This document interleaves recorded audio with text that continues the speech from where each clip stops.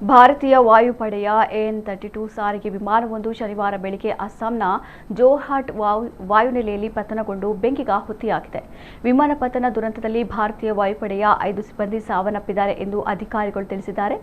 Squadron leader Prashant Singh, flight lieutenant Shubham Kumar, sergeant Jitendra Sharma, Agniveer Vayu Khemaram Kumawat ಮತ್ತು ಅಗ್ನಿವೀರ್ ವಾಯು ಡ್ಯಾನಿಶ್ ಆಲಂ ಕರ್ತವ್ಯದ ಸಮಯದಲ್ಲಿ ಪ್ರಾಣತ್ಯಾಗ ಮಾಡಿದ್ದಾರೆ.